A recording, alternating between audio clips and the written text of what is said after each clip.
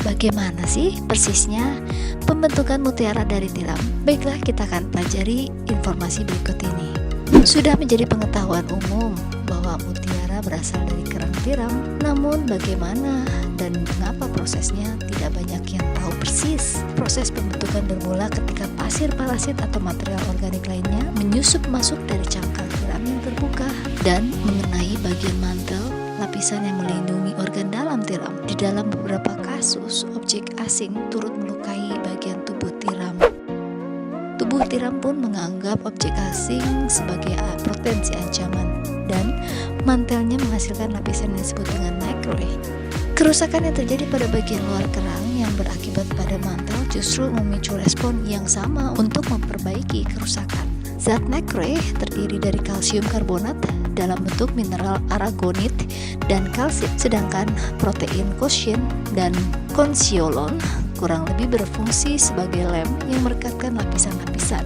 Jika mineral aragonit memiliki sifat mirip kristal, konsiolin berpori, maka digabungkan dengan lapisan-lapisan yang nyaris transparan, jadilah mutiara yang berkilau. Seiring waktu, lapisan nacre terus terbentuk, memisahkan dari bagian tubuh kerang, dan mutiara pun semakin terbentuk. Tubuh tiram pun turut menjadi faktor bentuk jadi mutiara tersebut. Proses pembentukan ini sama baiknya pada tiram di alam liar maupun yang diternakan. Bagaimanapun, kalau pada umumnya perlu tes sinar X untuk menentukan apakah sebuah mutiara terbentuk alami atau hasil dari ternak. Mutiara alami memiliki pusat yang ukurannya mikro sehingga memiliki garis-garis lingkaran yang terlihat jika dibelah. Pada mutiara hasil ternak, tiram dibiarkan tumbuh hingga 2-3 tahun dalam kandang yang digantungkan di dalam air yang mendukung kehidupan si tiram. Ketika si tiram sudah mencapai usia dewasa, baru mereka digunakan untuk memproduksi mutiara. Walau ada variasi dari metode yang digunakan dengan mutiara air asin, petani umumnya menggunakan nuklei, yaitu bola-bola dari cangkang kerang remis yang ditumbuk dan dipoles sehingga berukuran 2,5-8 mm diameternya. Pemilihan nuklei bukan hanya bertujuan untuk memaksimalkan kemungkinan terbentuknya mutiara bulat sempurna, seperti dalam proses pengeboran lubang ketika mutiara akan dibuat menjadi kalung atau gelang dan lapisan nacre luarnya akan mudah pecah. Dengan kerang air tawar, nuklei jarang digunakan. Walau ada pengecualian di dalam tahap membuat mutiara menjadi aksesoris, baik dalam peternakan tiram, air tawar maupun air asin.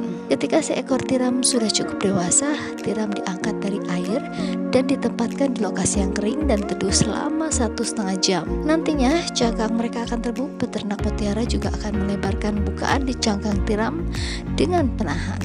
Sedangkan tiram yang tidak membuka akan dikembalikan ke air dan akan melalui proses yang sama hingga membuka. Ketika sudah terbuka, tiram akan dipindahkan ke area lain di mana pekerja kemungkinan akan dengan lembut membuka cangkang lebih lebar lagi.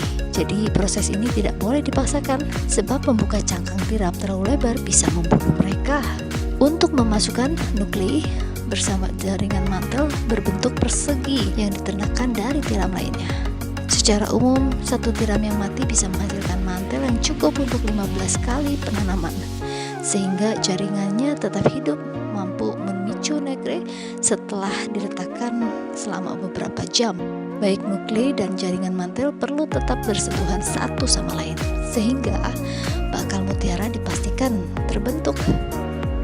Pada kerang yang diproses mutiaranya dengan cara biasa yang umumnya kerang air tawar hanya sebagian kecil dari jaringan hidup yang dimasukkan. Perbedaan lain antara keduanya adalah pada mutiara hasil ternakan, sejumlah puluhan mutiara bisa ditumbuhkan dalam waktu bersamaan. Inilah mengapa mutiara air tawar pada umumnya lebih murah dibandingkan mutiara air asin. Walau hasil akhirnya tidak jauh berbeda, umumnya mutiara air asin lebih sering berbentuk bulat sempurna, sementara mutiara air tawar berbentuk lonjong. Namun dalam kedua prosesnya, setelah penanaman selesai, penahan pun dilepaskan dan tiram dikembalikan dalam air. Proses keseluruhan bisa membuat si tiram shock. Maka dari itu, setelah proses pembentukan mutiara, si tiram perlu diistirahatkan selama 6 minggu. Setelahnya, proses pun diulang. Tiram yang tidak bertahan hidup karena shock akan tak bisa lagi digunakan.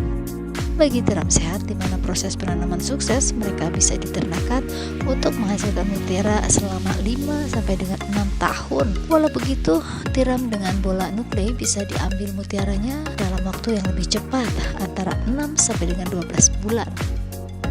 Walaupun begitu, sesungguhnya hanya setengah dari tiram yang pada bertahan hidup selama proses dilakukan. Dari mutiara itu, hanya sekitar 5% memiliki kualitas yang cukup tinggi untuk melalui proses selanjutnya menjadi perhiasan berharga. Setelahnya, perlu dilakukan seleksi terhadap lebih dari 10.000 mutiara untuk mencari mutiara yang serupa dalam warna, bentuk, dan ukuran dalam membuat satu kalung saja. Baiklah Sobat Sweet Friends, demikian informasi video kali ini. Bunda Maya IBN undur diri. Tetap dukung channel ini dengan subscribe, like, komen, dan notifikasi agar aku lebih bersemangat lagi membuatkan dan membagikan video-video yang bermanfaat buat kawan. Nantikan informasi berita lainnya di episode yang akan datang di channel ini. Sampai jumpa, bye-bye.